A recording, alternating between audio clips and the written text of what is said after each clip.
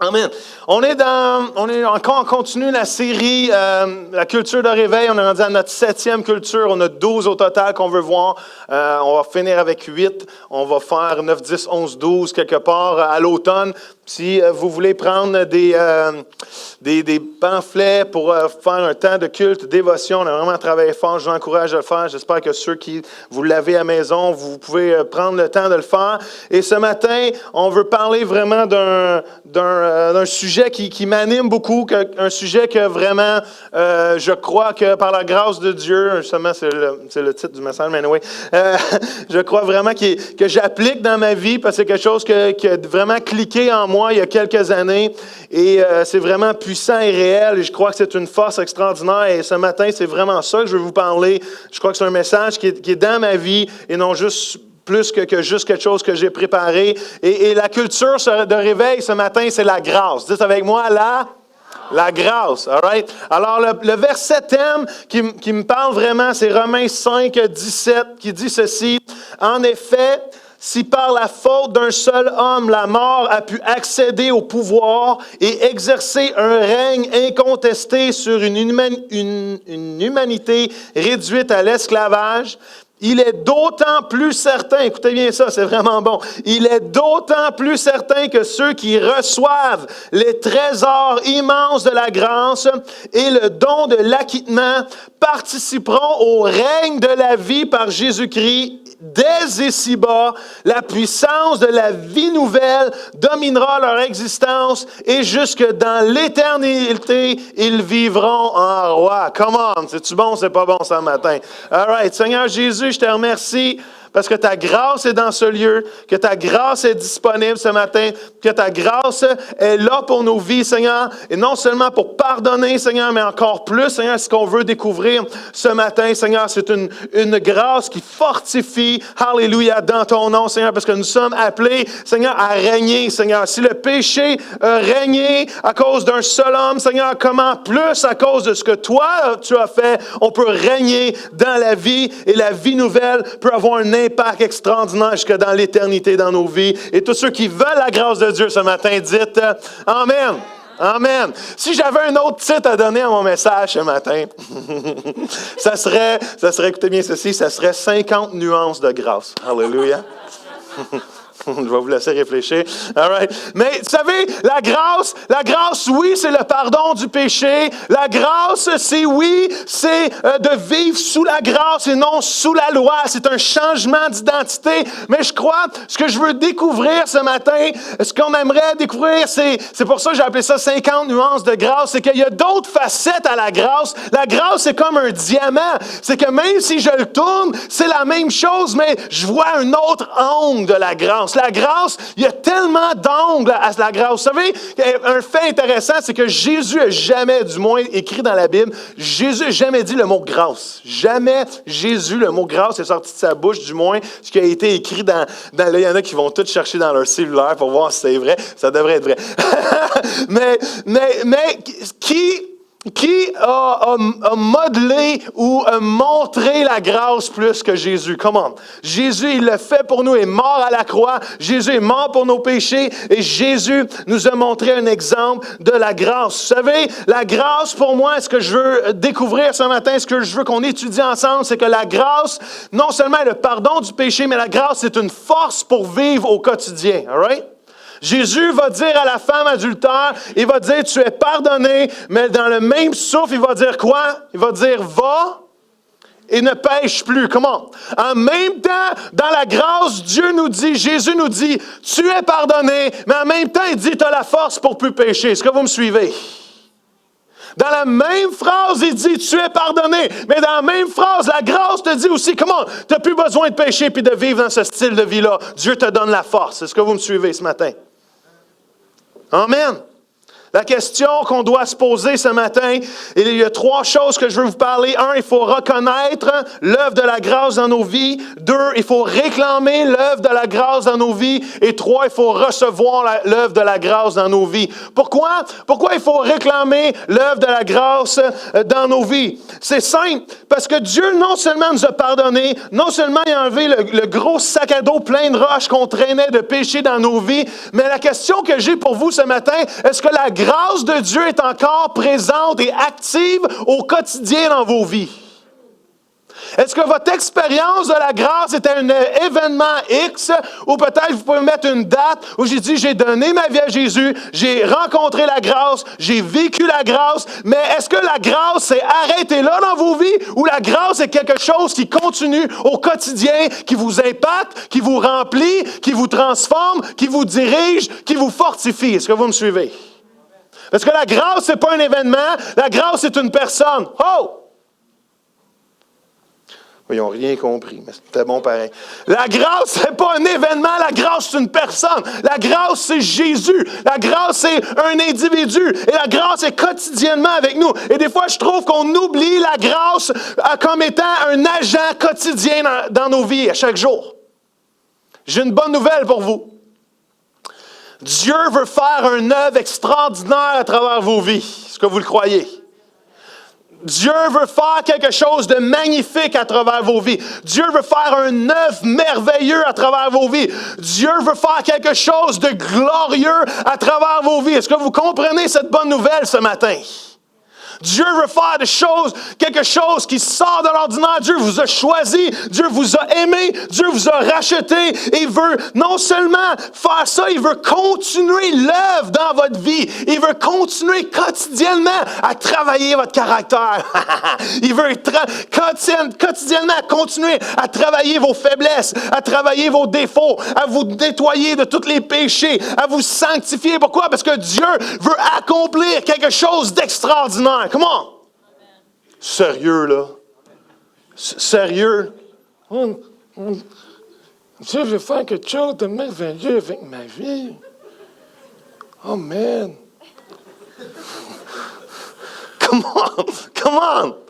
Dieu vous a racheté, il a mis son esprit en dedans de vous. Il a dit, j'ai un plan pour cet enfant-là, j'ai un plan pour cette personne-là, j'ai des œuvres extraordinaires, j'ai quelque chose que je veux faire à travers toi, en toi, par toi, pour les autres. Come on! Ça devrait, oui, enfin quelqu'un.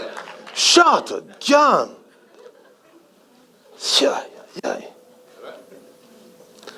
Pourquoi je peux dire ça ce matin? Mais il y a 4 versets, all right? Ce matin, c'est la Bible qui nous parle. Romains, écoutez bien ceci. Soyez bien, bien attentifs au verset que je vais vous lire, OK? Romains 28, 29.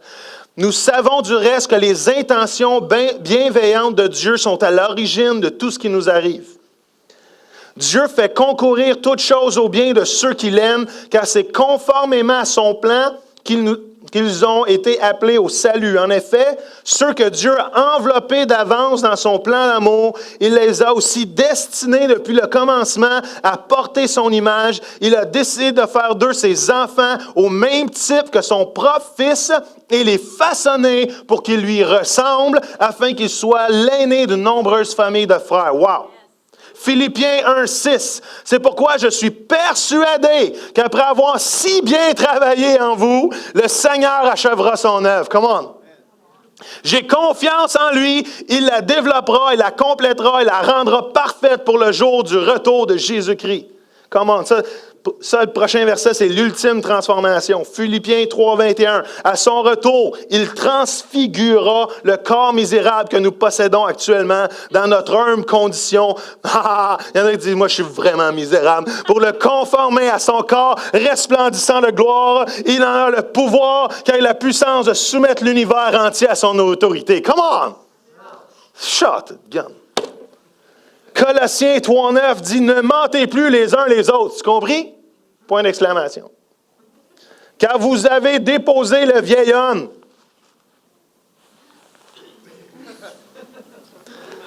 Avec tout, moi je m'en vais à 40, je dépose le jeune bientôt.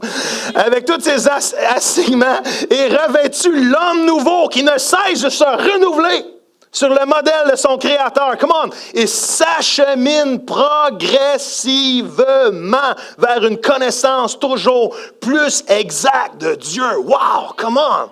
C'est pas bon, là? Non. C'est pas bon la Bible ou c'est pas bon? Lâchez-moi ça, les autres livres. Oui, c'est ça. Avez-vous remarqué les mots-clés là-dedans? Conformer à son plan, façonner pour lui ressembler, travaille en nous, achever son œuvre, transfigurer, renouveler, s'achemine progressivement. Comment? Dieu nous a mis dans un chemin, Dieu nous a mis dans un processus où que sa main toute puissante est sur nous pour nous changer, nous transformer, nous délivrer, nous renouveler, nous reformer, nous transfigurer. Alléluia! Et non seulement ça, il a son œil sur nous, ses bras d'amour qui nous entourent. Parce que savez-vous quoi? Dieu a un rêve, Dieu a un plan et son agenda pour nos vies, c'est qu'un jour on puisse lui ressembler ou qu'on puisse ressembler à Jésus, plein de grâce et plein de vérité. Comment? Est-ce que vous comprenez le plan de Dieu pour vos vies ce matin? Est-ce que vous comprenez le désir de Dieu pour vos vies? C'est qu'on puisse ressembler à Jésus. Dieu veut faire une œuvre et il est en train de travailler à tous les jours, même à la vitesse que des fois on le laisse travailler, mais il veut qu'on ressemble à Jésus. Comment? Oh, jusqu'à l'ultime. Oh, ça, c'est l'ultime qu'un jour, pouf, Dieu va nous prendre. Alléluia. Peut-être on va mourir. Peut-être qu'on va, pouf, monter avec lui. Il va y avoir une rencontre dans les airs. Mais un jour, comment il va prendre mon corps? Il va le changer. Pas seulement c'est mon cœur qui change. Pas seulement c'est ma vie. Pas seulement c'est ses émotions. Mais à un moment donné, je vais avoir un corps glorifié. Wouh! Ah, je sais ce que vous pensez. Vous dites, Joël, Dieu n'aura pas grand-chose à changer avec toi. Mais... c'est la meilleure de la journée. Ma femme m'a dit, moi, ouais, c'est ça, étouffe-toi avec ça. Mais comment Dieu veut nous changer? Mais maintenant, on va avoir un corps glorifié comme Jésus. Qui ça les intéresse ce matin? Amen. Je ne sais pas ce que ça va être l'air. Mais si c'est passé à travers les portes, hallelujah, je suis partant. Le processus de devenir comme Jésus prend 3 choses. J'y vais rapidement. Right? Le processus de devenir comme Jésus prend du temps. Ça prend du temps. Il n'y a rien qui arrive rapidement. Jésus est très patient avec nous. Jésus n'est pas pressé. Dieu n'est pas pressé avec nous. C'est comme la sagesse. Des fois, la sagesse, ça rentre à petits pas. Ça prend du temps pour devenir comme Jésus. On ne devient pas comme Jésus. Oui, on est transformé. On a la vie nouvelle. Mais il y a des choses qui sont encore le vieil homme ou la vieille femme. Et tranquillement, Dieu veut changer. Mais savez-vous quoi? Une chose est sûre, c'est que Dieu est très, très persistant. Parce que Dieu veut accomplir quelque chose à travers nous. Dieu veut faire une œuvre. Alors, il est persistant à continuer jusqu'au bout. Deuxième chose, pour ressembler à Jésus, des fois, ça prend un peu de douleur, un peu de souffrance. Vous savez, il n'y a pas de changement sans douleur dans la vie. Vous savez pourquoi on reste? Les êtres humains sont des gens de peu de changement. Pourquoi on aime nos pantoufles, on aime nos habitudes, on n'aime pas être trop bousculé, on n'aime pas trop être bouleversé, on n'aime pas trop le changement, à part quand on est vraiment tanné. Mais c'est justement, c'est ça quand le changement arrive, c'est quand la douleur de rester pareil devient moindre que la douleur de changer. Quand tu es vraiment tanné, tu arrives au bout, là, la douleur de changer est moindre que la douleur de ce que tu vis présentement, c'est là que tu changes. Changer, ça prend un peu de souffrance, ça prend un peu de douleur, ça prend un peu de crise. Même des fois, on a des crises de foi, des crises d'identité avec un changement. Pourquoi? Parce qu'à chaque fois que tu veux te enligner avec le plan de Dieu, tu vas avoir une crise de foi, savoir, Seigneur, je dois-tu t'obéir ou je ne dois pas t'obéir? Est-ce que c'est vraiment toi ou c'est pas toi? Vous savez, des fois, il faut être comme le potier dans les mains de Dieu. Vous savez, il faut être malléable comme l'argile. Il faut se laisser travailler. Il faut se laisser briser par moments. Il faut se laisser rebâtir. Il faut se laisser mouiller par l'eau du Saint-Esprit pour qu'on devienne plus, avoir un cœur attendri, qu'on se laisse toucher de la part du Seigneur. Mais deuxième chose aussi qui est important, c'est qu'il faut rester dans les mains de Dieu. Parce que toute argile qui veut sortir des mains du potier ne fera pas grand-chose de bon dans la vie. Des fois, c'est pas le fun de se faire travailler, c'est pas le fun quand Dieu nous change, c'est pas le fun quand Dieu met des doigts sur des bobos, ou des choses, des faiblesses, ou des mauvais caractères, des mauvais traits, ou du mensonge, peu importe qu'on peut avoir dans notre vie qui ne reflète pas Dieu. Mais savez-vous quoi? Même si ça fait mal d'être dans les mains de Dieu, il n'y a pas d'endroit plus sécurisant que d'être dans les mains de Dieu. Est-ce que vous me suivez? Troisième chose que ça prend pour ressembler à Jésus, mais c'est du vrai changement. C'est un peu ordinaire, Joël, comme point, mais ça prend du vrai changement. Parce que des fois, on dit, oui, Seigneur, je veux changer, mais ça reste des paroles, c'est pas des choses, c'est pas tangible, c'est des actions. Dieu veut accomplir, Dieu est très perspicace, Dieu est très, très à son œuvre. Il dit, inquiétez-vous pas, Paul va dire, inquiétez-vous pas, je suis sûr que l'œuvre que Dieu a commencée, il va la finir dans votre vie. Dieu, comment? Qui peut dire avec moi ici, je suis pas rendu, mais je suis en chemin. Je suis pas parfait, il y a encore des défauts, j'ai encore des faiblesses, j'ai besoin de la grâce de Dieu, mais je suis en chemin, comment? Il y a un chant que Eugene May chante tout le temps quand il vient, tu peux te rappeler de... c'est comment... non, attends, je l'avais, mais c'est quoi? Bon, bravo. C'est juste quand c'était bon. Ah oui, c'est ça. Celui qui a commencé l'œuvre en toi est fidèle pour l'accomplir. Est fidèle pour l'accomplir. Celui qui a commencé l'œuvre est fidèle pour l'accomplir en toi. Avouez que ça ressemble.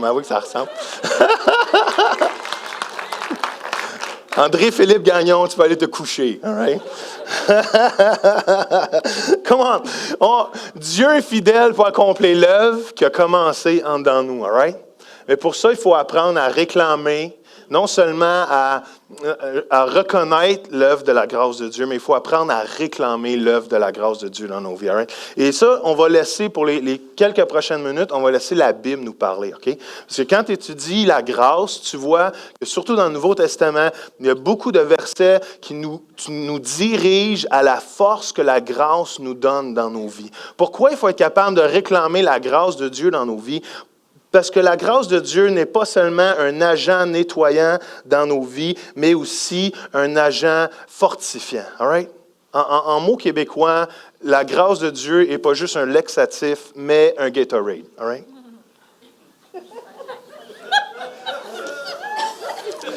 Un laxatif, oui, c'est ça que j'ai dit. Vous ne savez pas c'est quoi un laxatif? Je peux on peut faire une expérience. Mais la grâce nous nettoie des péchés. Vous d'accord avec ça? La grâce est un draino, un CLR, un clear, whatever, si vous n'aimez pas le mot laxatif. Mais la grâce n'est pas juste ça. La grâce, c'est un Gatorade. C'est un breuvage qui nous énergise. C'est un Red Bull spirituel. Come on. All right? Faites attention avant de ne pas trop en boire. Mais la grâce, vous pouvez y aller. Oui, c'est ça. Sans, c'est quoi le slogan pour l'alcool, là? C'est quoi? Hein? Ah, c'est ça. Buvez avec modération. Mais la grâce, là, buvez sans restriction. All right? Parce qu'au volant, ça ne change rien. Au contraire, vous êtes même plus en contrôle. All right. All right. Et c'est ça. Je me suis un peu égaré. Mais mon deuxième point que je voulais dire avec ça, pourquoi il faut réclamer la grâce, c'est parce qu'il y a beaucoup d'endroits dans nos vies, et là je vais être sérieux, il y a beaucoup d'endroits dans nos vies où on est très vulnérable. Il y a des endroits où on a des angles morts dans nos vies, où on a des faiblesses. Et si on n'apprend pas à réclamer la grâce de Dieu dans ces endroits-là où que Dieu dit, « Hey, ma grâce pour ces endroits-là dans nos vies est là pour te fortifier, est là pour t'énergiser. » Bien, on peut être susceptible de manquer l'œuvre que Dieu veut accomplir dans nos vies. All right? Êtes-vous prêts? J'en ai 5. All right? On va les faire vite, mais j'en ai 5. All right? Qui croit au miracle ce matin? All right? Première chose, il faut réclamer la grâce pour être qui nous sommes. 1 Corinthiens 15, 6 à 11 dit ceci. Après cela, il a été vu par plus de 500 frères à la fois. Ça, c'est Jésus qui venait d'être ressuscité. La plupart d'entre eux vivent encore aujourd'hui. Quelques-uns seulement sont morts. Il est apparu encore à Jésus et plus tard à tous les apôtres. Après eux tous, il m'est aussi apparu à moi, l'avorton. C'est Paul qui parle ici, comme certains m'appellent. Oui, je suis le dernier, le moindre des apôtres. Je ne mérite même pas de porter le titre d'apôtre, puisque j'ai persécuté l'Église de Dieu. Ce que je suis à présent, c'est à la grâce de Dieu que je le dois. Comment? Et cette grâce n'est pas demeurée stérile, loin de là. J'ai travaillé plus que tous les autres, moi, non, mais la grâce de Dieu qui agit en moi et avec moi. Du reste, voilà le message que nous prêchons, que ce soit eux ou que ce soit moi, peu importe, et c'est sur lui que votre foi est fondée. Comment? Wow! Paul est en train de dire ici, c'est vraiment extraordinaire. Vous savez, des fois, on a des problèmes d'insécurité par rapport à notre identité. Il y a beaucoup de chrétiens qui ont de la misère d'accomplir l'œuvre de Dieu parce qu'ils sont insécures de qui ils sont. Ils ont peur de ce que les gens vont penser d'eux. Ils ont peur de ce que les gens vont dire d'eux. Oh, mais si je donne une parole à quelqu'un, qu'est-ce que la personne elle va penser de moi? Ou si je ne suis pas assez digne? Non. Et il y a beaucoup de gens qui ont peur, qui n'arrivent pas à accomplir l'œuvre de Dieu à cause des peurs qui les empêchent, la crainte qui les enchaîne. Et il y a d'autres gens aussi, l'autre problème, c'est qu'il y a des gens qui n'ont aucune idée de leur identité. Ils n'ont aucune idée qu'ils sont appelés à régner comme rois dans la vie, qu'ils sont appelés à avoir la vie nouvelle qui se manifeste de façon extraordinaire. Il y a des gens qui n'ont aucune idée de leur identité. Et il y en a d'autres qui ont peur de qui ils sont. Mais la parole de Dieu est en train de nous dire ici que la grâce, quand je réclame la grâce de Dieu sur ma vie, elle m'aide à être qui je suis. Comment? Paul ne renie pas son passé, mais Paul va dire quelque chose qui nous aide tellement. Il dit, Paul, c'est pas qu'une fausse orgueil ici, il est en train de dire, écoute, moi je suis le moins, là, je suis le moins des apôtres. Moi, je suis l'avorton, je suis celui qui est arrivé quand il n'était pas supposé d'arriver. Je suis celui qui est arrivé en retard. Je ne suis même pas digne d'être appelé un apôtre, je suis le dernier de la gang. Je suis comme après, moi, là. Non seulement ça, non seulement je ne suis pas digne d'être un appelé apôtre, je ne suis même pas digne d'être nommé avec eux. Comment? Alors que Jacques et Jean et Pierre bâtissaient le royaume, moi je suis en train de détruire le royaume de Dieu. Et Paul, il dit, moi, si je me fie à mon passé, si je me fie à ce que les gens pourraient penser de moi à cause de mon passé, je n'accomplirai pas l'œuvre de Dieu. Mais si je fais ce que je fais aujourd'hui, et si je suis qui je suis, aujourd'hui, c'est à cause de la grâce de Dieu dans ma vie. Comment? Êtes-vous là ce matin? La grâce de Dieu est une force pour me rendre et m'appeler ou me faire rentrer dans mon identité. Je suis qui je suis à cause de la force de la grâce de Dieu dans ma vie. Comment? C'est pour ça qu'il faut la réclamer. Je suis gêné, réclamer la grâce. Je ne sais pas quoi faire. Je ne sais pas ce que les gens vont penser, réclamer la grâce. Comment? La grâce est une force qui m'appelle à que mon identité vienne au grand jour et que les gens voient la gloire de Dieu à travers ça. C'est bon, Joël. Salut.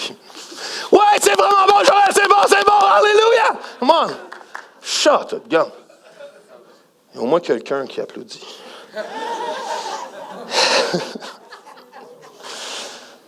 Paul, il va dire, la grâce, c'est mon compagnon. Je suis qui je suis à cause de la grâce. Les amis, si vous êtes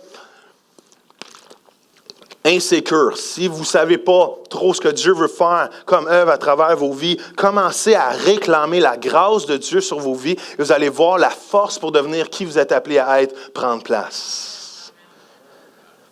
Number 2. Réclamer la grâce pour apprendre de nos souffrances.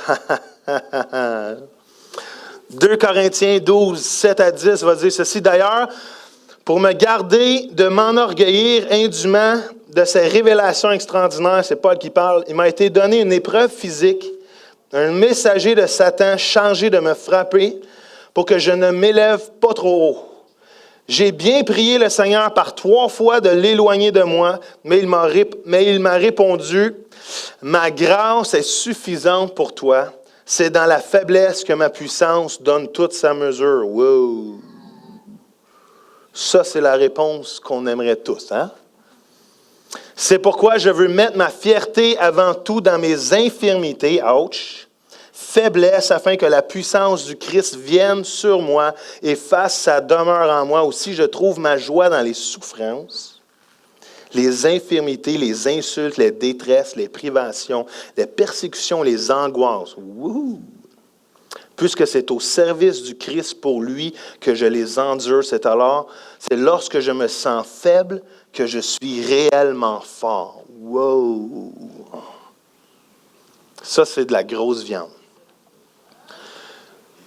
Il y a toute cette chose-là que chacun d'entre nous, on vit, c'est qu'on réalise qu'on a des faiblesses. Il y a des moments dans la vie où on souffre. Il y a des moments où on souffre, il y a des moments où on fait souffrir. Il y a des moments où on réussit, il y a des moments où on échoue dans la vie. Il y a des moments où on se sent bien, il y a des moments aussi qu'on se sent très mal. Une chose est sûre, c'est que nos imperfections, à chaque fois qu'on sort du lit, cognent à la porte de notre vie pour nous rappeler qu'on est totalement humain, plein de souffrance, plein de douleur. Les petits tongans, ils font rien. Le chiro, il fait rien. Le médecin, je ne suis pas capable de le voir. La prière, par 3 fois, ne semble pas fonctionner. Me plaindre, puis chialer, ça n'aide pas grand-chose. Mais Dieu, il me dit, dans des situations comme ça, ma grâce te suffit. Paul, il va dire, écoute, j'ai un problème physique, quelque chose, on n'est pas capable nécessairement de mettre le doigt sur qu'est-ce qu'il vivait. Il va même dire, il y a un ange de Satan, il y a un envoyé, un messager de Satan qui est là pour me rappeler comment je suis faible, comment je suis humain, comment j'ai des faiblesses, comment non seulement j'ai peut-être des faiblesses émotionnelles, caractérielles, j'ai des faiblesses aussi physiques dans mon corps. Je suis très, très au courant que je ne suis pas à la hauteur, mais Dieu me dit, ma grâce te suffit. Comment? Et c'est quand que tu es faible que tu peux être le plus fort, parce que ma grâce vient dans ta vie, te fortifie et fait une œuvre extraordinaire. Est-ce que vous me suivez? Comment? Je n'aurais pas besoin de toi, c'est bien? Comment? Paul, quand la grâce venait, quand la grâce de Dieu venait, quand Paul a eu cette révélation que, hey, la grâce est juste assez pour me faire passer à travers ça. Laissez-moi vous dire, Paul, il n'y avait aucune persécution qui faisait peur. Il n'y avait aucune souffrance qui faisait peur. Il disait, emmenez-en, j'en veux 2 pour demain matin. Comment? Salez-le, poivrez-le, I don't care. Emmenez-en, emmène-moi-en, parce que la grâce était plus forte que tous les événements qui étaient lancés devant sa vie. Est-ce que vous réalisez un peu plus ce matin comment la grâce n'est non seulement un agent nettoyant, mais une force pour nous faire avancer au quotidien dans la vie? Qui est humain ici? Il y en a qui ne lèvent pas la main.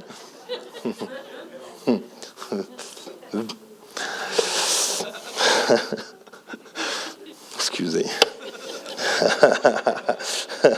C'est mon enfance. C'est l'effort personnel et le perfectionnisme. Ce n'est pas l'effort personnel ou le perfectionnisme qui va vous aider à servir Dieu, mais c'est la grâce dans la faiblesse qui nous permet d'être des instruments puissants dans les mains de Dieu. Amen. 3e chose, j'avance. Réclamer la grâce pour faire face à ce que nous rencontrons. L'abrasivité. Colossiens 4, 5, 6, que la sagesse chrétienne règle votre comportement envers ceux qui ne font pas partie de la famille de Dieu. Sachez trouver le bon moment pour leur parler en vous adaptant aux circonstances et en tirant parti de toutes les occasions favorables. D'autres versions vont dire de leur parler avec grâce. Le verset 6 va dire aussi, parlez-leur de la grâce de Dieu avec amour mais sans fadeur, afin de gagner leur cœur. Apprenez à répondre avec à propos et selon les besoins de chacun aux questions que l'on vous pose. Êtes-vous d'accord avec moi que la vie est remplie de questions et de réponses? On pense nos vies à se faire poser des questions, à poser des questions, mais surtout à répondre. On répond aux gens de la famille de Dieu. On doit répondre à ceux qui connaissent pas le cœur de Dieu. On répond à nos époux, à nos épouses, à nos enfants, à nos co-ouvriers, à nos amis étudiants, à tous les gens autour de nous, notre famille proche, éloignée. On est en mode où que la vie est un mélange de questions et de réponses. Et à chaque fois, on doit répondre. Et la parole de Dieu nous enseigne ici que la grâce devrait être dans nos bouches. Que s'il y a quelque chose qui devrait être le maître de notre langue, c'est la grâce de Dieu. Qu'on devrait apprendre à ce qui sort de notre bouche, que ce soit teinté de la grâce et de l'amour de Dieu. Dieu ne nous appelle pas à être rude dans nos réponses. Dieu ne nous appelle pas à parler avec abrasivité, mais il nous appelle à parler avec tact, avec amour, avec respect. Même, ça va faire le lien avec du sel. Pourquoi? Pas... Tu sais, au Québec, on a cette expression-là qui dit c'est une réponse assez salée. Hein? On dit ça des fois, il y a juste moi qui dis ça, ou c'était salé ça comme réponse. Puis c'est un peu négatif. Parce qu'une réponse salée au Québec, ça veut dire bang, je te rentre dedans. Là, c'était corsé pas mal, c'était raide, c'était dur, c'était rude. Dieu nous appelle, dans cette idée-là, c'est que le sel amène du bon goût. Le sel donne du goût à ta réponse. On répond avec tact, on répond avec joie, on répond au bon moment. Dieu nous appelle que la grâce, elle vient pour nous aider à avoir une bonne réponse. Qui sont prêts d'être honnêtes ce matin et dire que j'ai un besoin d'un peu plus de grâce dans mes réponses? Alléluia. Merci Jésus. Si j'avais le pouvoir de guérir et de changer, ou de guérir ou de restaurer une des parties du corps de Christ, ça serait la langue. Parce qu'il n'y a aucun autre organe qui a fait plus de mal à l'Église ou aux gens que la langue. Êtes-vous d'accord avec ça? Mais en même temps aussi, à un moment donné, il faut en revenir. Là, je vais sortir. Parenthèse. Un moment donné, là, on s'entend-tu, on est une famille? On s'entend-tu qu'on va se blesser? On s'entend-tu qu'il faut marcher avec grâce, puis il faut offrir le plus de grâce possible, mais en tant qu'une famille proche, ça arrive qu'on se blesse. Non seulement, des fois, on ne veut pas blesser la personne, mais on a déjà des mécanismes d'interprétation qui sont tellement négatifs que même si quelqu'un te dit « Comment ça va aujourd'hui? » tu peux le prendre mal. Puis si quelqu'un te dit pas « Bonjour! » Watch out. On peut-tu juste s'entendre que je veux pas dénigrer qu'il faut parler avec grâce, mais quelque part, on a tous un peu été blessés dans l'Église. Puis il ne faut pas utiliser ça comme défaite de ne pas avancer pour le royaume de Dieu. Amen. Je vais faire comme Hulk Hogan.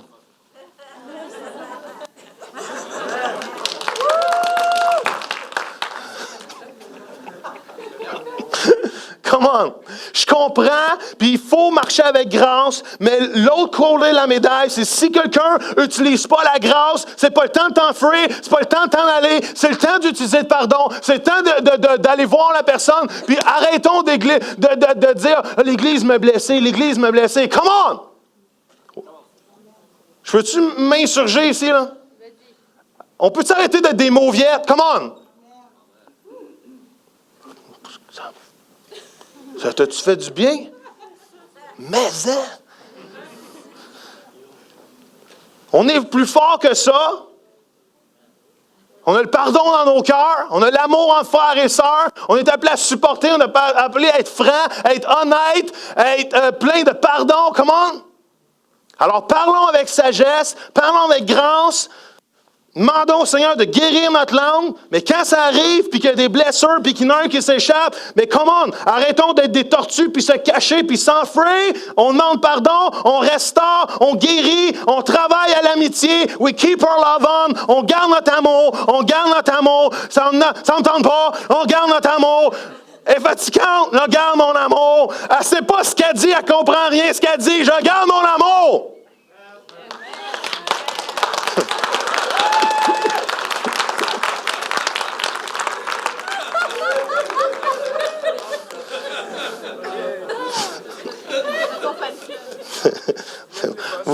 Ouais, écoute, j'ai rien à dire, là. J'ai rien à dire, sérieux.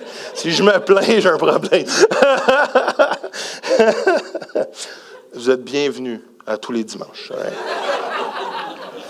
All right, 4. On continue? Number 4. Réclamer la grâce pour se tenir pour ce que nous croyons. Ouh. Hébreux 13 dit ceci. Souvenez-vous de vos anciens conducteurs qui étaient les premiers à vous annoncer la parole de Dieu. Pensez à leur façon de vivre et de mourir. Et prenez-les pour des modèles de votre foi. Jésus-Christ est toujours le même, hier, aujourd'hui, il sera éternellement. Ne vous laissez donc pas entraîner par de doctrines séductrices, venues d'ailleurs et étrangères à notre foi. Il est bon que le cœur soit affermi. Or, quoi? C'est la grâce divine qui lui donne sa fermeté. Come on.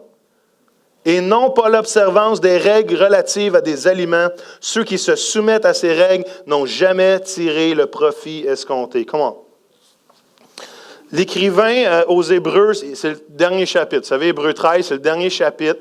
Il écrit plein de versets, 11, 12, la foi, les héros de la foi. Puis il finit Hébreux 13, il finit le livre d'Hébreux, puis il est en train de dire, il y a quelque chose qui me dérange. C'est qu'il y a beaucoup d'autres de gens qui abandonnent Dieu à cause des difficultés, puis des épreuves, puis de la persécution. Parce que c'est ça qui se passe dans les versets avant. Oui, il y a de la persécution. Oui, c'est pas facile. Oui, il y a des épreuves. Oui, il y a des défis. Mais qu'est-ce qui dérange l'écrivain ici, c'est qu'il y a beaucoup trop de chrétiens, il y a beaucoup trop de gens qui abandonnent en face de l'épreuve. Oui, il y a des épreuves. Oui, il y a des défis. Oui, il y a de la souffrance. Oui, il peut y avoir de la persécution. Mais il est en train de les encourager ici. Lâchez pas! Abandonnez pas votre foi. Retournez pas en arrière. Et qu'est-ce qui le fatigue ici? C'est le compromis. Mais je pense, verset 6, il parle de ceux qui laissent le péché entrer dans leur vie. Qu'est-ce qui le dérange ici? C'est le compromis dans nos vies. Il y a trop de gens qui laissent le compromis entrer dans leur cœur. Ils se demandent, Seigneur, est-ce que finalement j'ai cru en vain? Est-ce que finalement ma foi, ça vaut rien? Est-ce que finalement, ils se laissent envahir par les philosophies du monde? Ils se laissent attirer par les pensées du monde. Et tranquillement, pas vite, ils reviennent en arrière et perdent leur foi, perdent leur naufrage. Pourquoi? Parce qu'ils ont oublié de demander que la grâce de Dieu vienne affermir leur cœur.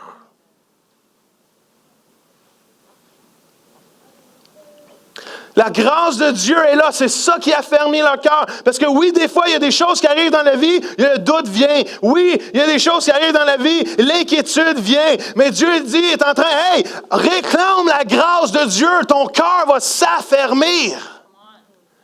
Ton cœur va être capable d'endurer les épreuves. Ton cœur va être capable de refuser le compromis dans ta vie. Comment? Je peux-tu être franc? Joël, tu n'as pas besoin de demander ça à eux. C'est toi qui parles.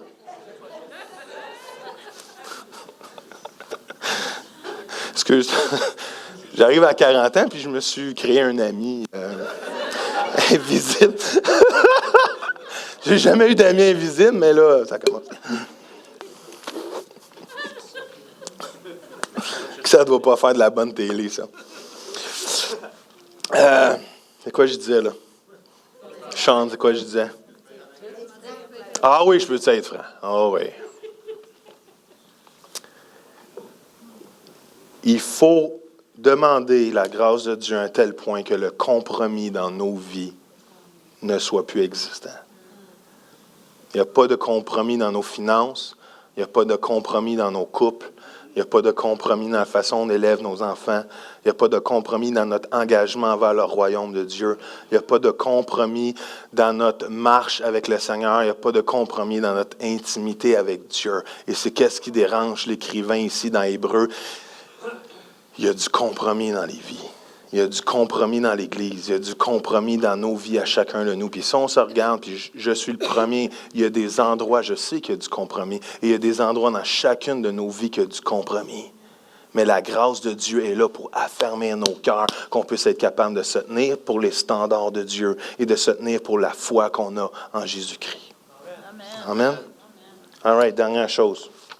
Retenez, j'ai un meilleur punch plus loin.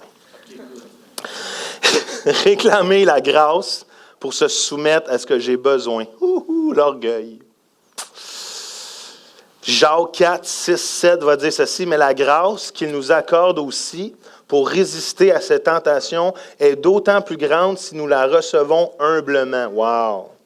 Suivant ce que dit l'Écriture, Dieu s'oppose aux orgueilleux, mais il accorde sa grâce aux humbles. Soumettez-vous donc à Dieu, résistez au diable, il fuira loin de vous. Je ne sais pas si Stéphanie, tu veux t'approcher. 1 Pierre 5, 5 dit ceci, quant à vous les jeunes, soumettez-vous aux responsables de l'Église. Quel bon verset pour les pasteurs, ça. Dans le grec, ça dit pas juste les jeunes, hein, ça dit adultes ou sinon. Soumettez-vous aux responsables de l'Église. Et vous tous, dans vos relations mutuelles, revêtez-vous du tablier d'esclave. Wow. Je veux dire de l'humilité. Wow. Soyez prêts à vous servir les uns les autres, car l'Écriture déclare « Dieu s'oppose aux orgueilleux, mais il accorde sa grâce aux humbles. » Wow.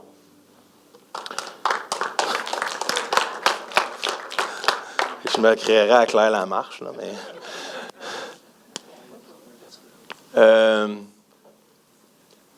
il y a...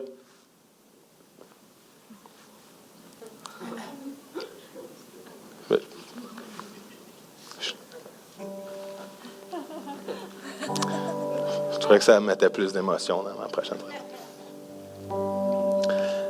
Il n'y a rien... Il n'y a rien que Dieu. Il n'y a rien. Là, je suis peut-être bonne, Stéphanie. Tu n'es pas sur le spot, mais pas du tout. Il n'y a rien que Dieu résiste plus que l'orgueil. Est-ce que vous savez ça? Je ne sais pas, je vais juste la baisser un peu. Il n'y a rien que Dieu résiste plus dans l'orgueil que l'orgueil. Il n'y a rien aussi, je crois, de plus résistant dans nos vies que l'orgueil. L'orgueil a toujours une bonne défaite.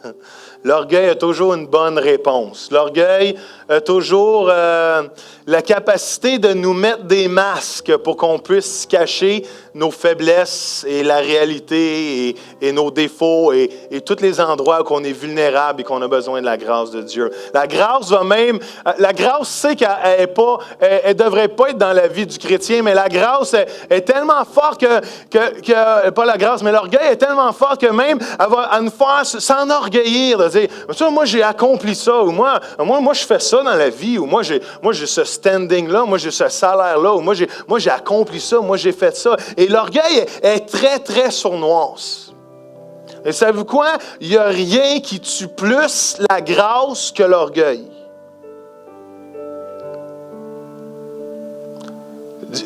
Avez-vous compris ce que Jacques 1 dit? Mais la grâce qu'il nous accorde aussi pour résister à cette tentation est d'autant plus grande si nous la recevons humblement. Come on. Il y a un autre niveau de grâce que lorsqu'elle est reçue humblement, est encore plus intense dans ma vie.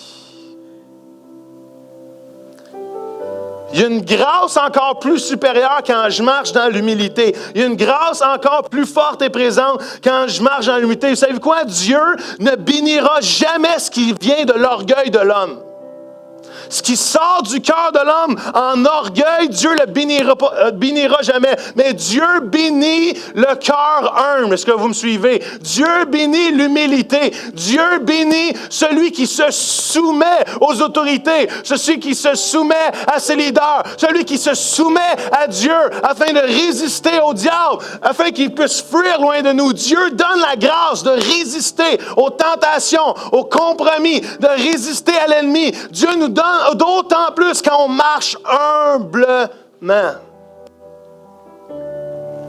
Si on demandait aux grands hommes et aux grandes femmes de Dieu dans la Bible, si on leur demandait, c'est quoi le moment qui a défini votre ascension pour la gloire? C'est quoi le moment qui a défini le moment où que vous avez été fortifié? Le moment où que vous avez accompli l'œuvre, où que vous avez senti que l'œuvre de Dieu est en train de s'accomplir dans votre vie? Si on demandait à Abraham, c'est quoi ton secret? Abraham, je suis sûr qu'il nous pointerait au sacrifice de son fils au mont Moria, où il disait, c'est là que je suis mort, c'est là que je suis devenu humble. Et c'est là que l'œuvre de Dieu a commencé à pousser encore plus dans ma vie. Comment?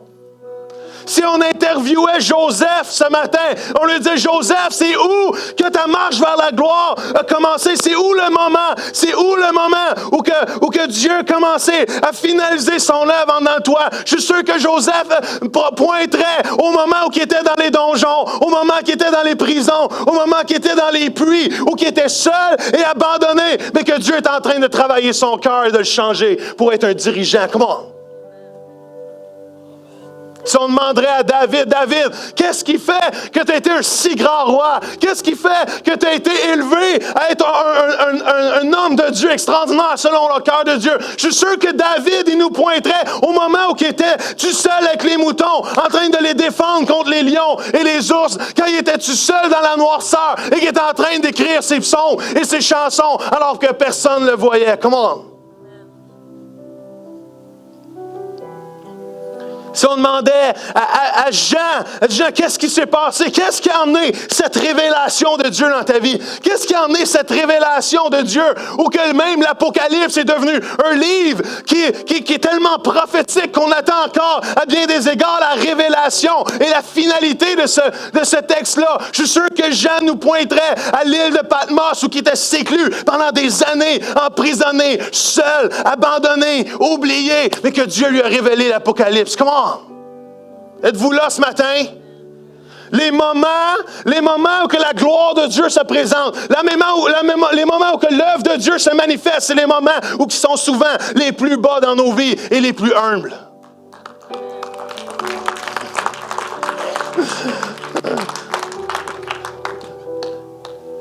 Parlez-en à Paul. Si Paul, on demanderait, Paul, c'est quoi la clé? C'est quoi la clé? Je suis sûr que Paul nous pointerait au moment où il a été frappé d'aveuglement, où il a été frappé sur son cheval, sur le chemin de Damas, et que sa vie est éclatée. Même une vie qu'il pensait qu'il vivait pour Dieu, mais selon la loi, qui a été totalement changée pour être un plus grand écrivain de la parole de Dieu, et un évangéliste, et un missionnaire extraordinaire. Wow!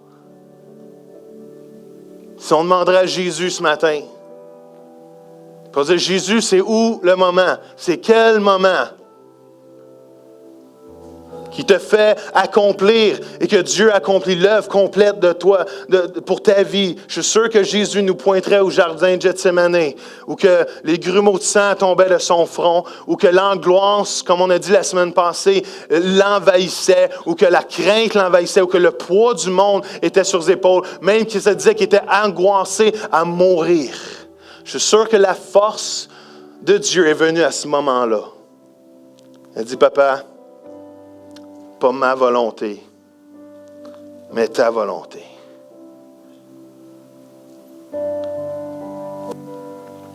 Est-ce que vous comprenez ce que je vous dis ce matin? Le temps avance rapidement. Juste en conclusion, je veux juste vous dire qu'on est appelé à régner dans la vie. On est appelé à régner dans la vie. Et Jeff, veux-tu venir avec mon manteau 2 secondes? Viens. Je vais t'utiliser. Yes. Faut que tu te pratiques à prêcher. On est appelé à régner dans la vie. On est tous quelque part dans la chambre de préparation pour régner. Dieu dit, ceux qui reçoivent les trésors de ma grâce sont prêts à régner. Savez-vous quoi? La grâce est comme un tailleur qui vient sur nos vies et qui est en train de nous préparer à être le roi et sortir en règne. La grâce vient dans nos cœurs, nous prépare. La grâce nous fortifie. La grâce vient nous donner la force nécessaire de résister, de penser à travers les souffrances. La grâce est un tailleur qui nous prépare, qui nous habille à régner dans la vie avec Dieu. Est-ce que vous me suivez? Est-ce qu'on peut applaudir mon fils extraordinaire?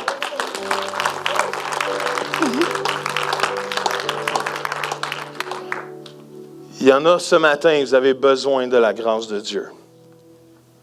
Pourquoi je prêche ce message avec tellement de passion? Parce qu'il y a quelques années seulement, en lisant, en étudiant la grâce, en me posant plein de questions par rapport à comment réagir envers les gens, comment dans le leadership, comment tu réagis, il y a quelqu'un qui tombe, comment tu réagis, tu veux pour lui, mais en même temps tu veux l'aimer, tu veux qu'il y ait un plus haut standard, mais en même temps tu veux prendre soin de lui. C'est quoi qu'il faut faire dans toutes ces choses-là? Et j'étudiais la grâce pour être sûr que dans ma vie, la grâce se manifeste d'une façon qui n'est pas juste des mots, mais qui est vraiment quelque chose de réel, quelque chose qui se manifeste réellement.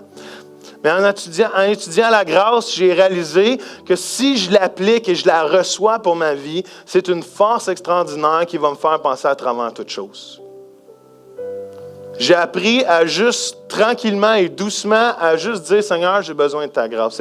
C'est pas compliqué de recevoir la grâce de Dieu. Tu n'as pas besoin d'avoir des phrases compliquées. Tu n'as pas besoin d'être parfait. Tu as juste besoin de dire, Seigneur, j'ai besoin de ta grâce. La grâce, ce n'est pas juste un pardon. La grâce, c'est une force. Et elle vient dans ma vie, elle affermit mon cœur, elle me donne une réponse pleine de joie, elle m'aide à penser à travers les souffrances. Elle met à mort l'orgueil dans ma vie. La grâce fait toutes ces choses-là. Et la clé est bien simple. Mais j'ai souvent dit à des gens, écoute, j'aimerais savoir une réponse super scientifique pour toi, là. Mais la seule chose que j'ai à te dire, c'est juste réclame la grâce. Seigneur, donne-moi ta grâce. Tu es le matin, Seigneur, donne-moi ta grâce. Seigneur, tu es dans la douche. Réclame la grâce et que la graisse parte aussi. T'es au travail, donne-moi la grâce. Il y a une tentation, donne-moi la grâce. Il y a un péché, donne-moi la grâce. C'est la seule clé. Ça va pas bien, donne-moi la grâce. Je souffre, donne-moi la grâce. Pourquoi des fois on prie, on n'a pas la réponse? Je ne le sais pas. Mais une chose que Dieu me dit, c'est « Je te donne ma grâce ». Fait que quelque part, il y a une solution pareille. Tu me donnes ta grâce. Et si tu as besoin de la grâce de Dieu ce matin, si tu as besoin, il y a un événement dans votre vie. Moi, Joël, j'ai besoin de la grâce de Dieu. J'ai besoin de la force fortifiante de Dieu qui agit maintenant. Et c'est vraiment pas trop compliqué. Je crois que si vous le demandez régulièrement et que vous vivez dans la grâce régulièrement, vous allez voir une force surhumaine vous soutenir.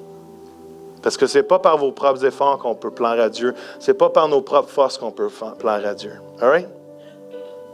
Mais je sens qu'il y en a qui ont besoin vraiment d'une touche de sa grâce ce matin.